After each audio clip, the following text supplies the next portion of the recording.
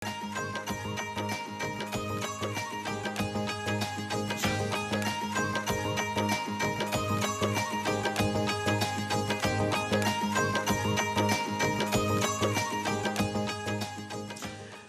علی خوش آمدید کہتے ہیں آپ کو، آپ سب کو ماہ مبارک کا دوسرا عشرہ، اس کی یہ بالکل ابتدائی ساتیں مبارک ہوں۔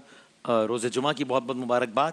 اور ہم روزانہ تقریباً اس وقت یہ بزم سجتی ہے ہماری، یہ 11ویں نشست ہے ہماری سحر کی، ماشاءاللہ الحمدللہ 11ویں نشست ہے الحمدللہ۔ ماہ مبارک کی ساتیں گزر رہی ہیں۔ جناب قبلہ مفتی سلیم امجدی صاحب ہمارے ساتھ ہیں۔ حضور خیریت سے ہیں؟ مزاج بخیر؟ الحمدللہ آپ خیریت سے ہیں؟ الحمدللہ جزاک اللہ۔ قبلہ یہ سوال ہے محمد ارشد صاحب کا، کہتے ہیں اللہ نے مجھے دنیا میں ہر نعمت سے نوازا ہے لیکن اولاد کی نعمت سے میں محروم ہوں۔ جہاں جہاں علاج ممکن تھا وہ بھی کروایا، اب مجھے اللہ سے امید ہے آپ کوئی دعا یا وظیفہ فرمائیں تاکہ اللہ مجھے نعمت اولاد سے نواز دے۔ بسم اللہ الرحمن الرحیم۔ اللہم صلی علی سیدنا و مولانا محمد وعلی آلہ واصحابہ وبارک وسلم۔ عام طور پر اللہ رب العالمین نے قرآن کریم میں جو ہمیں کنسپٹ دیا، فَأَمَّا الْإِنسَانُ إِذَا مَبْتَلَاهُ رَبُّهُ، کہ جب نعمت عطا فرمائی تو تب بھی ابتلاہ کا لفظ استعمال فرمایا کہ آزمائش ہے، یعنی نعمت عطا فرما کر بھی آزماتا ہے۔ وَأَمَّا إِذَا مَبْتَلَاهُ فَقَدَرَ عَلَيْهِ رِزْقَهُ، اور نعمت لے کر بھی وہ آزمائش فرماتا ہے۔ دونوں طرف سے آزمائش ہے، ٹھیک ہے نا۔ آج آپ دیکھیں کہ جس کو اللہ تعالیٰ نے وسیم بھائی مال دیا وہ بھی خوش نہیں ہے، اسے یہ فکر ہے کہ یہ مال قائم رہے، کچھ اور بڑھ جائے۔ اچھا جسے نہیں دیا تو وہ رات دن اسی عمل میں کوشاں ہے کہ بس کسی طریقے سے مال آ جائے۔ صحیح ہے، صحیح۔ اچھا آپ نے معاشرے میں یہ بھی دیکھا ہوگا کہ کسی کو اولاد نہیں دی تو وہ مارا مارا پھر رہا ہے، علاج کروا رہا ہے، دعاؤں کے لیے کہہ رہا ہے، اور جسے اولاد دی وہ بھی پریشان ہے۔ روتے ہوئے لوگ آتے ہیں کہ اولاد نافرمان ہے۔ تو اللہ تبارک و تعالیٰ دے کر بھی آزماتا ہے، لے کر بھی آزماتا ہے۔ صحیح ہے۔ کامیاب کون ہے؟ کامیاب وہی ہے کہ جو ہر معاملے پر شکر ادا کرے اور صبر اختیار کرے۔ نعمتوں میں اگر آپ زیادتی چاہتے ہیں یا آپ یوں سمجھ لیں کہ کنٹینیوٹی چاہتے ہیں تو لَإِن شَكَرْتُمْ لَأَزِيدَنَّكُمْ، اس کا وعدہ ہے کہ اگر تم شکر گزار رہو گے تو میرا وعدہ ہے کہ میں تمہاری نعمتوں میں زیادتی فرماتا رہوں گا۔ تو شکر ادا کرے، اور خدا نخواستہ کوئی نعمت نہ ملے تو اس پر صبر اختیار کرے کہ اللہ رب العالمین۔ دیکھیں قرآن کریم میں بڑا عجیب و غریب ایک انداز ہے۔ کیا آپ سمجھتے ہیں کہ نماز صبر سے کم ہے؟ نہیں۔ روزہ، حج، زکوٰۃ جو پلرز ہیں ہمارے، یقیناً بہت اہم فرائض ہیں، لیکن اللہ رب العالمین نے، اچھا یہ بھی بات ٹھیک ہے کہ اللہ رب العالمین نماز پڑھنے والے کے ساتھ ہوتا ہے، زکوٰۃ ادا کرنے والے کے ساتھ ہوتا ہے، حج کرنے والے کے ساتھ ہوتا ہے۔ کہیں قرآن کریم میں یہ نہیں فرمایا کہ ان اللہ مع المصلین، ان اللہ مع الحاجین، ان اللہ مع الصائمین، یا ان اللہ مع المزکین، نہیں فرمایا، لیکن ان اللہ مع الصابرین فرمایا کہ صبر کرنے والوں کو جو اللہ کی معیت حاصل ہوتی ہے نا، وہ کسی اور کو یہ درجہ حاصل نہیں ہوتا۔ تو جتنے بھی ایسے لوگ ہیں، ظاہر ہے کہ یہ بہت سے فیملیز کا مسئلہ ہے۔ اچھا یہاں پر ایک چیز اور بھی آتی ہے کہ اگر شادی کو سال گزر جائے تو پھر چمگوئیاں شروع ہو جاتی ہیں۔ اچھا کوئی اور کرے نہ کرے تو لڑکے کی والدہ اور لڑکے کی جو بہنیں ہیں، یعنی شوہر کی جو بہنیں ہیں، وہ شروع ہو جاتی ہیں، اولاد نہیں ہے، یہ نہیں ہے، وہ نہیں ہے، یہ کیسی عورت ہے، اولاد ہی نہیں ہو رہی، خوشخبری ہی ہمیں نہیں دے رہی، ہمیں پوتا نہیں دے رہی، ہمیں بھتیجا نہیں دے رہی۔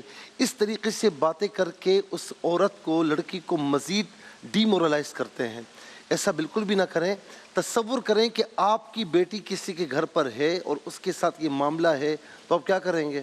تو اسی لیے اس کی حوصلہ افزائی کریں، اور سب سے پہلے میں کہوں گا کہ علاج کی طرف توجہ دیں۔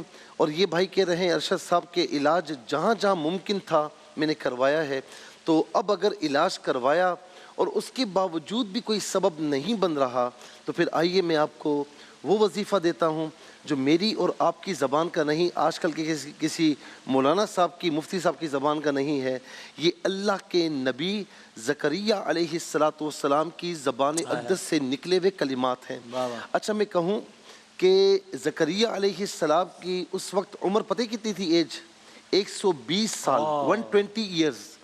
عام طور پر اولاد اس عمر میں نہیں ہوتی۔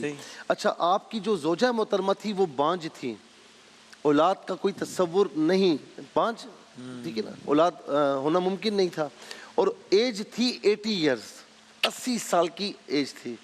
تو اس وقت زکریا علیہ السلام نے 2 دعائیں فرمائی تھیں۔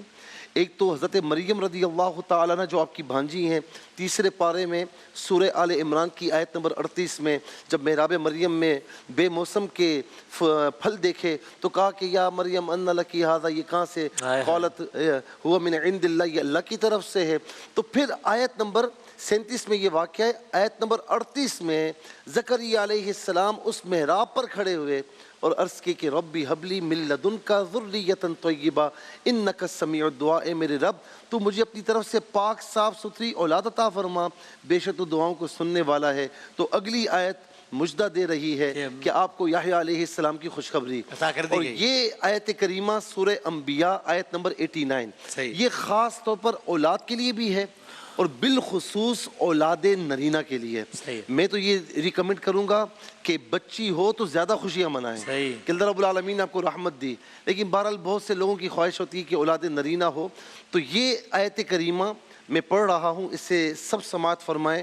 بسم اللہ الرحمن الرحیم، رب لا تذرنی فردا وانت خیر الوارثین، رب لا تذرنی فردا وانت خیر الوارثین، سورہ انبیاء آیت نمبر 89۔ اس کا ترجمہ، اے میرے رب مجھے اکیلا نہ چھوڑ اور بہترین وارث تو تو ہی ہے۔